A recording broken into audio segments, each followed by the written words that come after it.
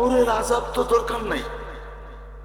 এই গুটগুটে অন্ধকার আর এই সংকীর্ণ জায়গাটায় যদি আপনার রুটা ফেরত দিয়া দেয়, আর যদি আল্লাহ বলে এই অবস্থায় কিয়ামত থাক, তাইলেই তো যথেষ্ট, তাইলেই তো যথেষ্ট,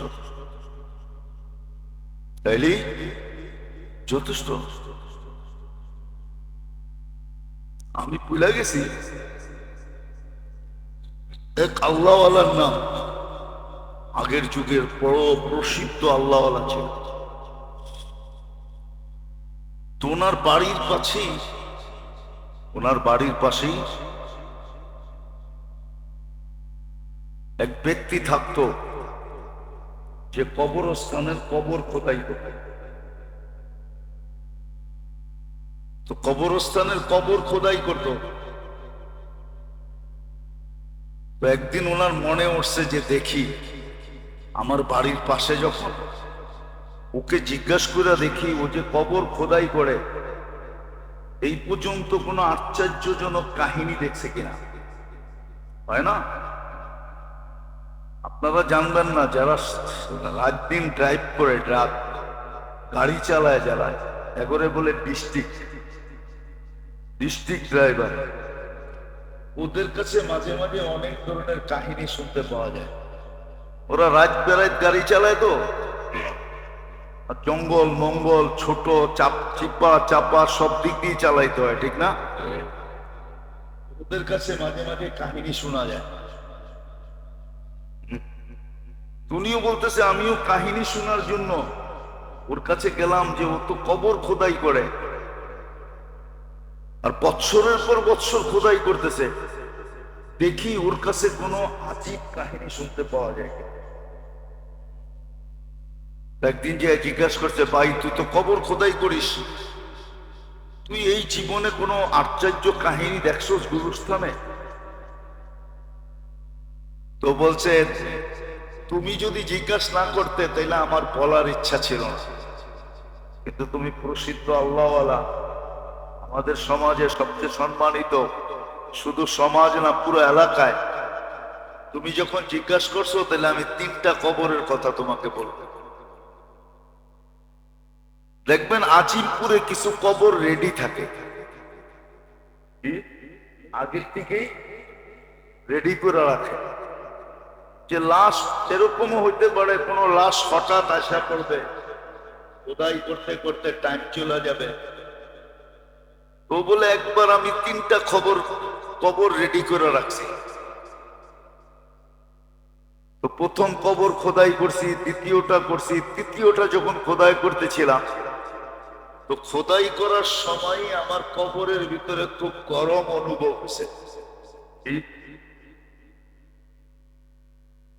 বলে ভাবছি কবর খোদাই করতেছি এই জন্য বুঝি, কিন্তু না, দেখতেছি যে কবরের ভিতরেই কেমন জানি একটা গরম গরম ভাব। যা কষ্টে মষ্টে আমি কবর রেডি করা ছায়ায় বসেছিলাম, হঠাৎ দেখলাম উপর থেকে 2 জন লোক আসলো। উপর থেকে সাদা পোশাক পরিহিত, পাগড়ি পরিহিত। আমি কিন্তু কিসসা কাহিনীতে তেমন অভ্যস্ত না, আমার বয়ানে তেমন কিসসা কাহিনী নাই, কিন্তু কিছু কিসসা কাহিনী খুব বিশ্বস্ত দেখা বলতেছে। বলে দেখলাম 2 জন আসলো। প্রথম কবরের কাছে দাঁড়ায় একজন জিজ্ঞাসা করলো, কি লিখবো? তো বললো যে চতুর্দিকে লেখো, চতুর্দিকে 12 মাইল। চতুর্দিকে 12 মাইল, এদিকেও 12 মাইল, এদিকেও 12 মাইল, এদিকেও 12 মাইল, এদিকেও 12 মাইল। বলে দ্বিতীয় কবরের কাছে আসলো, আচ্ছা বললো কি লিখবো? বলে যেই পর্যন্ত চোখের দৃষ্টিশক্তি যায়, চতুর্দিকে। বলে ওই তৃতীয় কবরের কাছে আসলো, আচ্ছা বলবো কি লিখবো? তো আঙ্গুল দিয়া দেখাইলো, 2 আঙ্গুলের মধ্যখানে যতটুকু ফাঁক। এতটুকু জায়গা লেখা, এতটুকু। এই জন্য হাদিসে আছে, কারো কারো কবর ডান দিক থেকে চাপ দিবে, বাম দিক থেকে চাপ দিয়া কাগজ বানায় দেবে, কাগজ। শুধু দুই দিক থেকে চাপ দিবে না, মাথার দিক থেকে দিবে, পায়ের বলে। তারপরে দুজন চলে গেল, আমি অপেক্ষায় ছিলাম যে কবর তো রেডি করছি, আমার কাছ থেকে কিনবে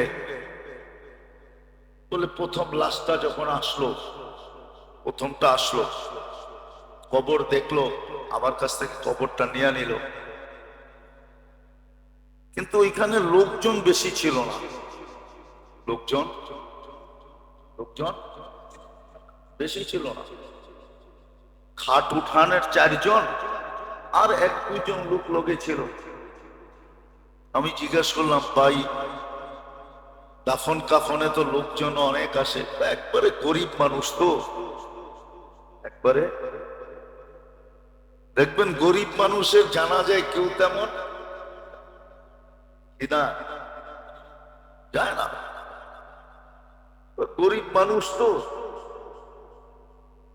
গরিব মানুষ তো। নামাজ রোজায় খুব পাক্কা ছিল, ওরাই বলতেছে দিনদারিতে খুব পাক্কা ছিল।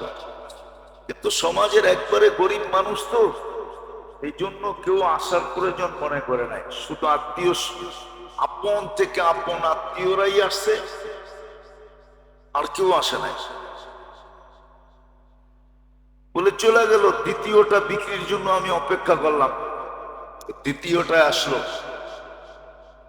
ওইখানে শুধু 4 জন লোক, যারা খাট তাদের উঠাইতে কয়জন লাগে, ওই 4 জন লোক, তারাও আইসা কবর নিল। তো জিজ্ঞেস করলাম, ভাই এখানে 4 জন কেন? এই লোকটা আমাদের এলাকারই না, পরদেশী, মুসাফির। মুসাফির, কিন্তু লাশ তো দাফন করতে হবে, এই জন্য 4 জনেই আসছে। আর মুসাফির ও পরদেশীও এরকম যে এর কাফন দাফনের ব্যবস্থার জন্য চান্দা করতে হয়েছে।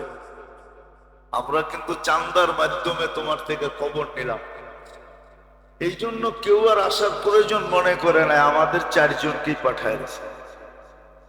পরদেশী সফর অবস্থায় মারা গেছে। সফর অবস্থার মউত মুসলমানের জন্য শাহাদতের মউত। বলে আমি অপেক্ষায় ছিলাম তৃতীয় কবরটা বিক্রি হোক বলে। তৃতীয়টার সময় যখন দেখলাম আর অন্য লোকে,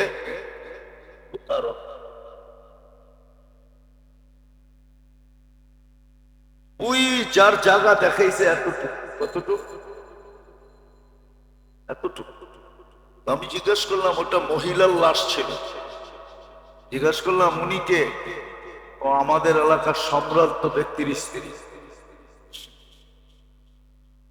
এই জন্যই তো এলাকার সমস্ত মানুষ আসছে, এলাকার কি সম্ভ্রান্ত ব্যক্তি, এই জন্যই তো সবাই ভাঙ্গা পড়ছে, এত লোক। কিন্তু আমি মনে মনে ভাবতেছিলাম, জিজ্ঞাসা করলাম, এক আমল কিরকম ছিল?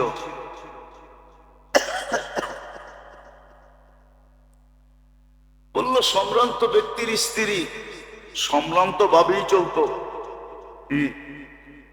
কি সম্ভ্রান্ত ভাবে চলা বোঝেন না? মনে হয় বোঝেন না। কি কি বোঝেন? যেমন আজকে সম্ভ্রান্তরা চলে, এরকমই চলে, ঠিক না? এটাকেই ফ্যাশন মনে করে, এটাকেই কি মনে করে? খোলা মনের মানুষ মনে করে, কালচার, কত সত্যই তো আছে, ঠিক না? তো বলে কবর দিয়ে চলে গেল। ওই আল্লাহওয়ালাকে বলতেছিল যে আমার জীবনে এই 3টা কবর আমি আমার স্বচক্ষে দেখছি।